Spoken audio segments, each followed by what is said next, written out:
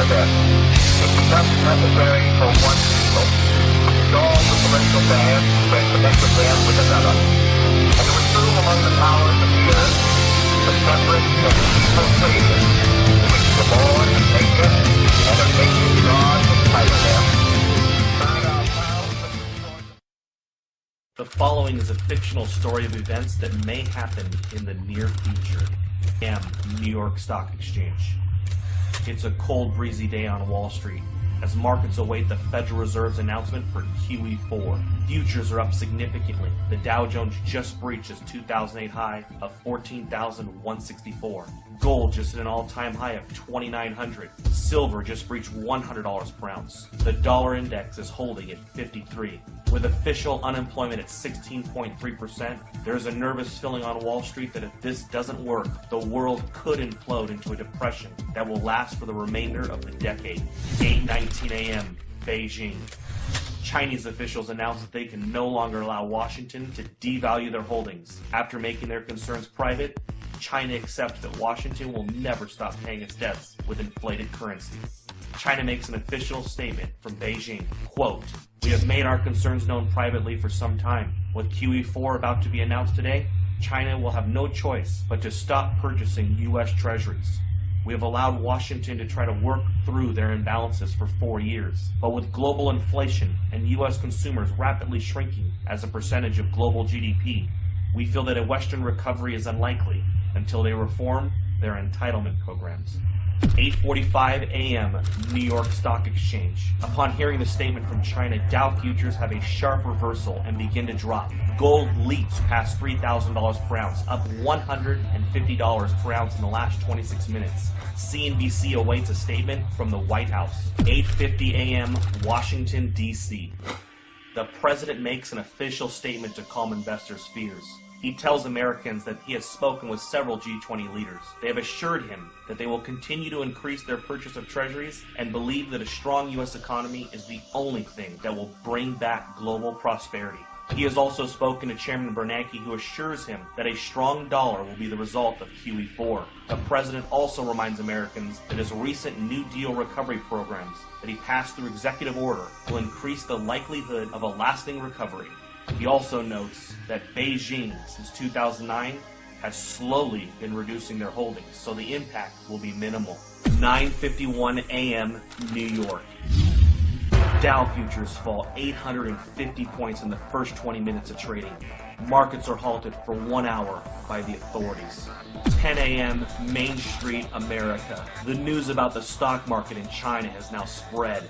A panic begins to set in and unprepared Americans rush to the grocery store. In an attempt to purchase food and water, Americans that didn't know what was going on are alerted by all of the news stories and panic buying. Within 50 minutes, there is a nationwide rush to the stores. Empty store shelves in America become a reality. 10:52 a.m. New York. Markets reopen and the Dow Jones resumes its collapse. Investors around the world join the sell-off in bonds and stocks and begin to purchase commodities. Unlike the panic of 2008, this time commodities are seen as the only safe haven from a dollar crisis. 11:30 a.m. New York. The Dow falls 1,700 points since reopening. Trading is halted for at least 2 hours. The Federal Reserve injects $200 billion into the markets and announces that QE4 will be delayed until further notice. Congress is called back to D.C. for an emergency joint session. Some members of Congress are saying that they consider China's statement a financial attack. 12 p.m. Main Street, America. Several cities begin to see civil unrest after grocery stores are forced to close. Traffic in the streets and violence break out. The president puts the National Guard on alert for a possible deployment onto U.S. streets if things don't get under control soon. Several news agencies are reporting injuries at grocery chains and call for the authorities to do something before it gets worse. 12:15 p.m. Toronto, Canada. George Soros tells CNBC that a run on treasuries is imminent and that there is nothing the government can do to stop it. He says it is unfortunate that a controlled decline of the dollar was not coordinated better over the years. Today really could have been avoided if not for the Tea Party politicians who demanded fiscal responsibility and a constitutional government. 3 p.m. Gold closes at $11.53 for the day at $4,053 per ounce. Silver closes at $173 per ounce. The president announces that due to civil unrest in some areas of the country, U.S. stock markets will remain closed for the rest of the day. With the exception of mining and other inflation-related stocks, the majority of U.S. stocks are down significantly due to the sell-off and flight to safety in commodities. The Federal Reserve announces that it will begin to purchase U.S. treasuries and stocks in order to stabilize the markets. But this only feeds investors' fears of a full-blown treasury run and collapse of the dollar. 6 p.m. Asia. Asian markets begin a massive sell-off. Dollar collapse rumors begin to take hold of the markets. CNBC Asia looks into a possible COMEX default and complete breakdown in the U.S. economy. Gold spikes in Asia, up 1750 in the first complete hour of trading. Gold is now at 58.03. 7 p.m. Gold and silver bullion dealers across the world have suspended all sales due to no inventory. A COMEX default is now expected. Several central bank representatives propose a freeze on currency markets and a fixed devaluation of the U.S. dollar in order to calm investors. 7:30 p.m. the United States. The sun sets on America. In the last 12 hours, the world has changed. Americans are glued to their televisions, taking a crash course on a debauched currency. Smoke from fires in the cities have put a dark cloud over the nation. 7:45, the Federal Reserve. The Federal Reserve announces it will inject $1.5 trillion into the markets in order to stop any further decline in stocks. 7:55 p.m., OPEC.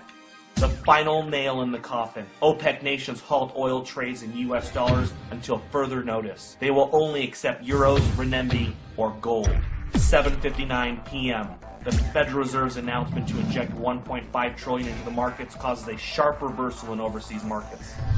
Stocks begin to rally even as Main Street melts down. 8 p.m., Manhattan. Gerard Adams, president of the National Inflation Association, sends out an urgent email alert. In it, he informs members that it is with great sadness that the time to warn and prepare Americans for hyperinflation has ended.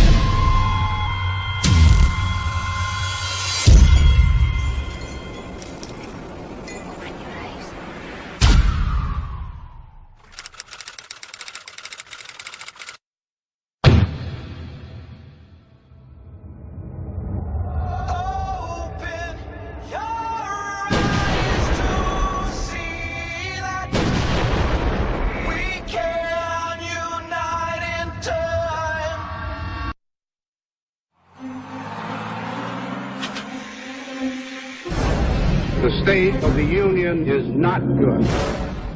Our trade deficit is too large. We must not go back to unwise spending.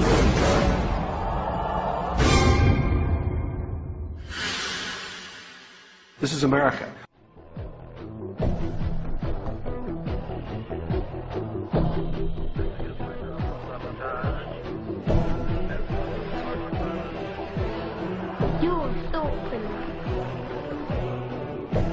George Orwell once wrote that the great enemy of clear language is insincerity.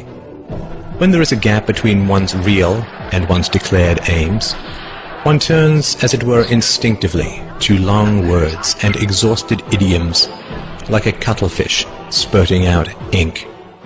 You've probably heard confusing phrases like the trade deficit, the falling dollar, the national debt, unfunded liabilities, and so on, which all sound vague and actuarial and vaguely, well, not me. The reality behind these accounting phrases is perfectly monstrous. When someone, a foreigner say, loans money to the American government, what are they getting in return? Well, they are getting promises of interest payments and eventual repayment of the principal. Where does your government get this money? The government is not a business. It does not generate profits in the free market. So where does it get the money to repay its creditors? Are you beginning to understand that it is not dollars that are being sold, or bonds, or agency debt, or treasuries, or anything like that? Where is your government going to get the money to pay off its creditors? It's not pieces of paper, or contracts, or computer bits that are being sold. There is only one thing that the government has to sell. Governments have only one asset that they can use as collateral. Your leaders are selling you. When China lends $800 billion to your government, what they get in return is a guarantee that $10,000 plus interest will be taken from your family at gunpoint and shipped overseas. When a farmer gets a loan from a bank, he uses his livestock as collateral. It is the milk and meat his cows will produce in the future that he will use to pay off his loan. The bank is buying a share in his cows.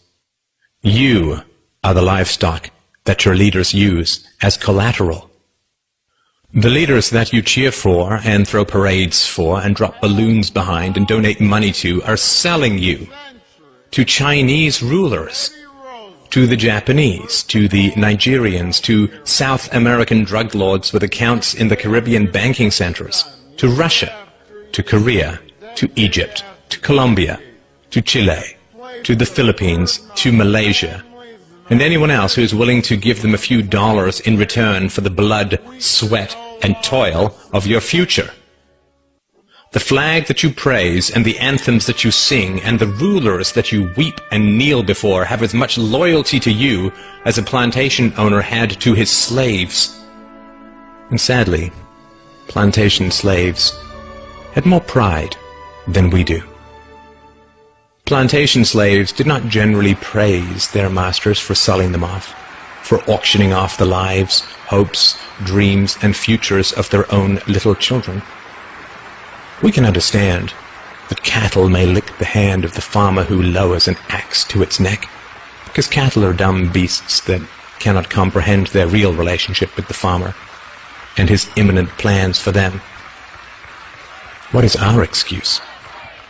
When we chant, USA, USA, USA, when we cheer and bow and beg and scrape and sing and weep with joy that some new farmer now presides over the wholesale dismantling and sale of our family's futures, when we love with obsessive emptiness the leaders who laugh while they auction us off to every tin pot dictator and stockbroker the world over, what is our excuse? Has our pride been so broken that we lunge with pathetic joy at every new silver-tongued demagogue who pretends to care for us even a tiny little bit? In the future, our children will demand to know why we knelt and cheered as they were sold off on the auctioneer's block. This video, and my life's work, is my answer to my child. What's yours?